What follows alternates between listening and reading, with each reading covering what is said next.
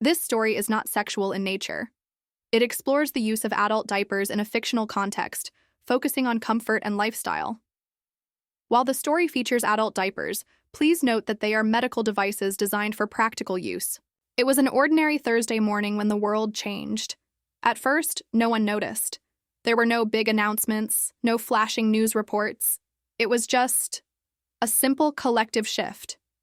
People all over America woke up, rolled out of bed, and, without question, started wearing diapers. There was no debate, no conversation, just diapers. It started small. In New York, commuters stood in line at coffee shops, their stiff posture revealing something unusual. It wasn't until someone overheard a conversation that it clicked. "These things are surprisingly comfortable," a man said, glancing at the woman beside him who was adjusting her suit jacket. The man looked down and saw it, a soft, crinkly outline at her waist. "Wait, is that a diaper?"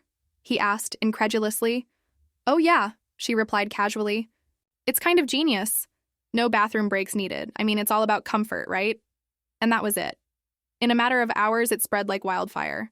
By noon, every adult in America was wearing a diaper. No fanfare, no announcement. Just diapers. At first, the reactions were mixed. Some people embraced it, immediately feeling liberated. In the corporate world, meetings got longer, productivity soared, and no one needed to rush out for a bathroom break. Traffic jams were less of a problem because everyone could drive for hours without stopping. The simple convenience was undeniable. But not everyone was thrilled.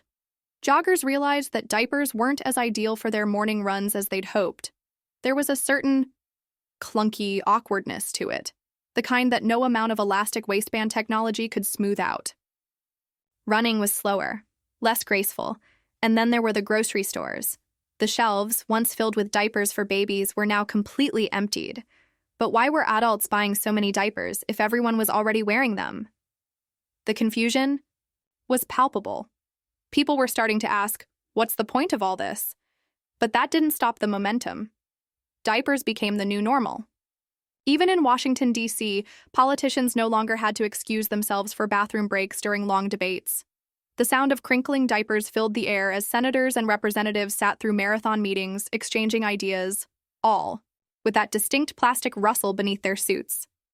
Society began to adapt in strange, unexpected ways. Offices became more comfortable. Chairs designed specifically for diaper wearing were created, special desks with extra padding, and offices redesigned for maximum diaper comfort. People were working more hours and producing more than ever before, but not everything was easy. In public spaces, the idea of wearing diapers was something of an adjustment. Movie theaters had to redesign their seating arrangements. Sports events had to offer new types of restrooms, quick diaper change stations for the suddenly widespread need. It was like living in a giant adult-sized nursery. Children were, of course, baffled. They laughed at their parents. "Mommy, you're wearing a diaper just like me." But the parents just smiled. "I guess we all are now," they would say. The shift didn't stop there. The arts and entertainment world caught on too. The red carpet, once reserved for glamorous gowns and tuxedos, was now filled with stars proudly showing off their diapers. Designers created beautiful, functional outfits that complemented the new trend. Even in the world of sports, athletes began wearing custom-designed diapers, acknowledging that diaper wearing could be just as fashionable and functional as any other clothing trend. The fashion world responded with what could only be described as diaper chic. The once dull, practical product became a symbol of luxury, with new brands offering sleek, stylish, and discreet designs for those who wanted to make a statement while embracing comfort. But there were, of course, the rebels. A quiet group called the free wearers emerged. They refused to join the diaper trend, choosing instead to navigate life the old-fashioned way. They started forming underground movements, holding meetings in secret. "We can't let this be the new norm," they argued. "We don't need diapers to be comfortable." And so the battle began, not against diapers, but against the assumption that everyone had to wear them. Meanwhile, the rest of America, the diaper wearers, continued on with their lives. For some, life had never been easier. Diapers provided an unexpected sense of freedom. No more urgent bathroom breaks, No more rushing to the restroom between meetings or movies. People felt more relaxed, less stressed. Workdays grew longer, but so did the productivity. Creativity flourished. Diapers had become a symbol of self-care, a way of telling the world that you were in control of your time, your body, and your needs. It was an act of rebellion against the relentless pace of modern life, a small, simple gesture that said, I choose comfort, and I choose efficiency. With the world now comfortably swaddled in diapers, people began to reframe what was possible.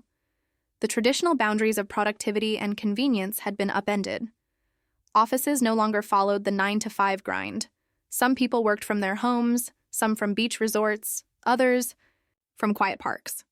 The typical office break was no longer a frantic rush to the restroom, but a moment to step outside, enjoy fresh air, and maybe share a laugh about the strange new world everyone had found themselves in. The psychological impact was just as profound.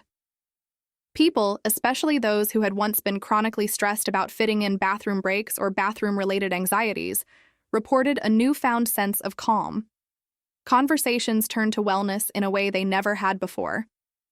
Productivity was no longer just about putting in hours, but about managing energy, knowing when to take care of yourself, and understanding your body's needs without shame. The societal pressure to keep moving all the time began to dissipate. It wasn't all perfect, of course. There were logistical hiccups, especially as the diaper-wearing trend hit global markets. Not every country was so quick to adopt the new trend. Some cultures rejected it outright. Political leaders from countries abroad expressed concern over what they considered the infantilization of America. But the wave of diaper wearers didn't stop, and then came the next unexpected twist. With the rise of diaper wearing, people started rethinking other basic societal norms. The way clothes were designed, the way workspaces were structured, the way schools functioned. The concept of personal comfort grew to encompass all aspects of life, not just in terms of diapers, but in embracing what made people feel good. Yoga studios added diaper-specific sessions. Music festivals hosted diaper-friendly dance floors. Fashion brands expanded into the diaper-chic space, creating luxury garments designed to enhance the experience of wearing diapers, proving that comfort and style could coexist. Soon, a new generation emerged, the diaper kids. These children were born into a world where diapers were just part of everyday life, an extension of their basic existence. They grew up without the stigma associated with wearing them. They learned to think of diapers not as a sign of immaturity, but as a symbol of efficiency, freedom, and a balanced, mindful life. It was a cultural shift so deep that even those who had initially resisted the trend began to reconsider their stance. In time, the free wearers movement faded. Its members slowly integrated into mainstream society. There was no need for a formal war on diapers anymore. The idea that everyone had to wear them or even choose to wear them was no longer the point. It was simply a choice. Those who wore them did so because they found comfort, while those who didn't continued in their own way. The real victory lay not in who wore diapers, but in the larger question, what would it take for people to live authentically without the burdens of unnecessary conventions? And so, as the years passed, the once unthinkable became a comfortable reality. People continued on with their lives, diapered or not, navigating a world that had learned to embrace an odd but enduring kind of freedom. It was a reminder that sometimes the smallest shifts, those seemingly insignificant moments of change, could ripple out and alter the entire fabric of society, for better or worse. Diapers had become more than just a trend. They were a way of life, and in a world full of demands, that wasn't such a bad thing.